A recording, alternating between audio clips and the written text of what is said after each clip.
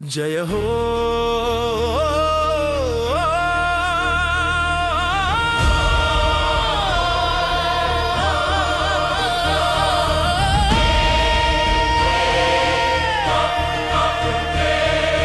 जय हो भारत गणतंत्र वैभवमा, जय हो स्वेच्छा समान संकल्पमा, त्यागधारलतो पवित्रమైన మట్టి,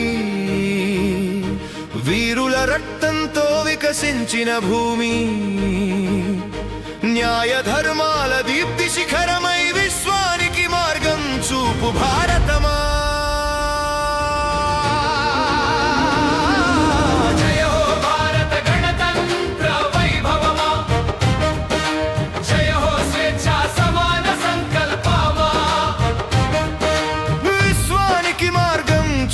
భారతమా జయ హో జయ హో.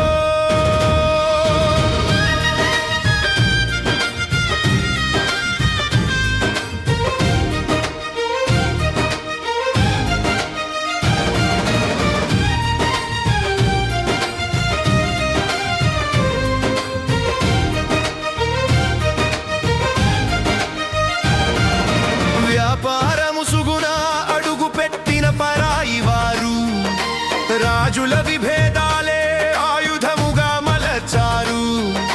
విభజించి పాలించు కుటిలావల విస్తరించగా, భరతమాత దాస్య బంధమున విలపించింది. 2 శతాబ్దాలంధకార కాలమున స్వేచ్ఛ కోసం శ్వాసలే సమిధలయ్యాయి.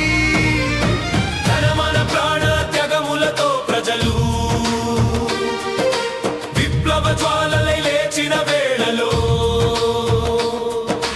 కత్తులు కాదు అహింసే ఆయుధమై, గాంధీ చూపిన నవ ఉద్యమ బాటలో ఒక్క తాటిపై ఏకమై భారతీయులు స్వరాజ్య సంకల్పం నినాదమై మారారు. ఆగస్టు 15 స్వేచ్ఛ పండుగైతే, జనవరి 26 స్వరాజ్య శిఖరం.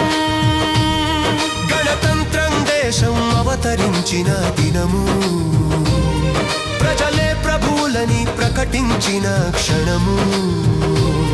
సాధారణ సెలవుగా అది మారకూడదు, త్యాగ స్మరణే ఆ దినపు తపస్సు కావాలి.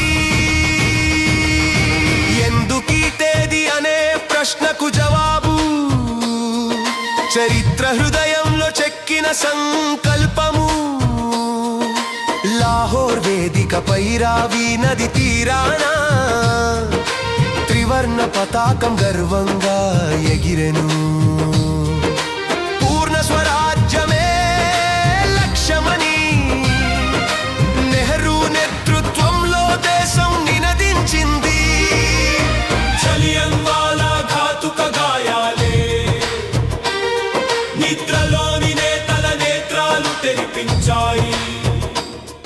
సుభాషగ్ని రాజాజీ జ్ఞానం సంకల్ప తేజాన్ని జాతిలో రగిలించాయి. గణతంత్ర దినమై జనవరి 26 ప్రజల హృదయాల్లో చిరస్థాయిగా ముద్రితమైంది. రాజ్యాంగ సభ ఏర్పడి మేధావులు లోక రాజ్యాంగాల సారమును గ్రహించి,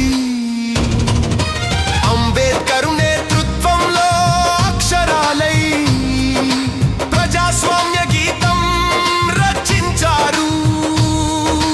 2 ఏళ్ల 11 నెలల శ్రమతో ప్రపంచానికి ఆదర్శ గ్రంథమయ్యింది. 1950లో పాత చట్టాల సంకెళ్ళు విరిగిపోయాయి. సార్వభౌమ సామ్య ప్రజాస్వామ్యంగా గణతంత్రంగా భారత్ నిలిచింది. స్వేచ్ఛ సమానత్వం న్యాయం వికసించాయి. రైతుల చెమటే దేశానికి ప్రాణము, కార్మిక శ్రమే గణతంత్ర శక్తియు.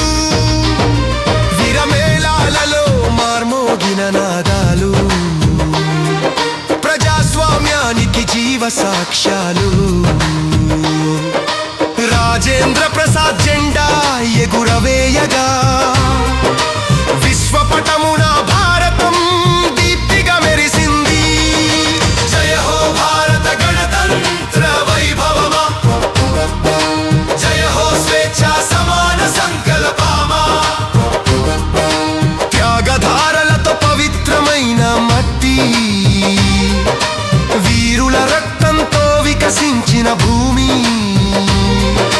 న్యాయ ధర్మాల దీప్తి శిఖరమై విశ్వానికి మార్గం చూపు భారతమా.